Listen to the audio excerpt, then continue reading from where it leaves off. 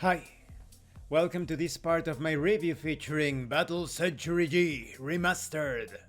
If you haven't seen the other parts of my review featuring this anime-inspired mecha tabletop RPG, please check out the playlist in the description below. This time we are going to talk about defense and damage, as well as tests. All pilots and mecha have a defense sub-attribute that protects them from harm. To strike at a pilot or mecha, you must beat their defense difficulty number with your test.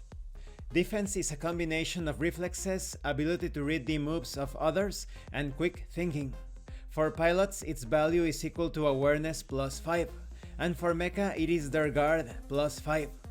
When an attacker beats the defender's defense, the defender suffers an amount of damage equal to the difference between the result of the test and the difficulty number. If you only match their defense with your result, you deal no damage. Some abilities in the game will have special effects on striking a target, like setting them on fire or stunning them momentarily.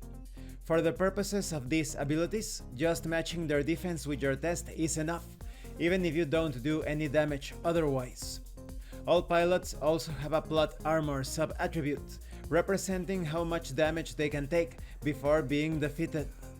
Plot armor is measured in layers, of which every character has 3. These slowly track damage as it progresses from a bruise to a flesh wound to a broken bone. Each layer of plot armor can withstand an amount of damage equal to the character's willpower. When you take damage, you remove a number of plot points from the topmost layer, and once it is out of points, you move on to the next layer of plot armor. Losing each layer has a chance of you being defeated, getting progressively harder until the loss of the third and last layer pretty much guarantees you will go down with it. For mecha, the amount of damage they can withstand is equal to their threshold attribute. This works much like plot armor does, except they have 4 threshold levels, and they lose limbs of their mechanical body instead of having a chance to be defeated. The rules for both will be explained in a future part of this review. Damage dealt to either track is not permanent, and will heal with time, so instead of erasing your values, just note down the damage temporarily and erase it later. If you are playing with physical paper sheets, it's best to have a separate notepad to note damage taken, so you don't make a mess of the character sheet every battle with constant erasing and writing on the same spot. Let's talk about intermission tests. The most common type of test during intermissions is the skill test. After describing what your player character is doing, the game master will assign a difficulty number to the task. You select an attribute and skill that are appropriate, then roll 1d10 plus the attribute. You gain an advantage to the test if you are trained in an appropriate skill. Some skills may incur disadvantages when you try to use them without appropriate equipment as well. If your test result is equal to the difficulty number or higher, then you have achieved what you sought to do. If not, you will face the consequences of failure. This could be taking damage, wasting time, or suffering some other kind of inconvenience. When you fail a test to avoid or resist damage, you lose points of plot armor, equal to the amount that you missed the difficulty number by. Not everything the player characters attempt will have a skill associated with it. This is usually the case for tasks that rely solely on a player character's innate abilities and lack of any kind of formal training. Examples include using willpower to resist the effects of toxins, or perhaps awareness to get the gist of what someone is saying in a language you don't know. Other than the lack of skills, they behave identically to skill tests. There are also various different tests, such as contested tests, which are used when you are in a direct competition against another player character or non-player character, but are not trying to harm each other. A game of arm wrestling, a chase scene, or a dance-off, for example, would be contested tests. In a contested test, you both roll at the same time, and the one who rolls the highest result is the winner.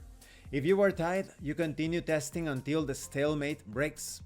You also have extended tests, which involve actions that take a longer amount of time to finish. Sometimes these tests can be repeated until you get them right, but often there are consequences for failure that stop this from happening. You also have mixed tests.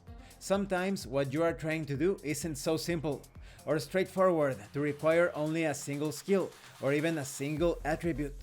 Sometimes what you are trying to do even requires multiple different actions in quick succession. These are mixed tests. There are also help tests, which take place when you are trying to aid a friend who is about to perform a test of their own.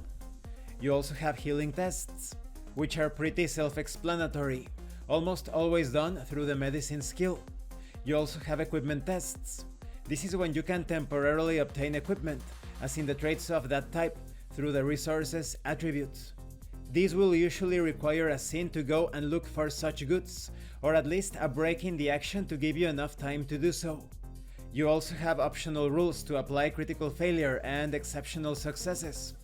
For example, when a player character misses a difficulty number by 5 or more, their failure is so bad that it generates further problems for them.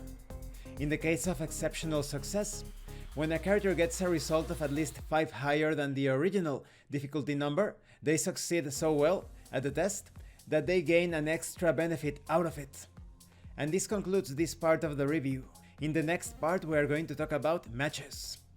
I really like the simplicity of this system, but there is still quite a bit of granularity depending on the results, whether it be an extended test, a mixed test. Perhaps you are using the optional rules for more catastrophic or spectacular results. And when it comes to defense and damage, it is a good balance between grittiness and you still have that plot armor to be able to survive that episode. Thank you for watching this part of the review. Don't forget to leave a like and a comment. And thank you so much to those of you that are going the extra mile to support the channel.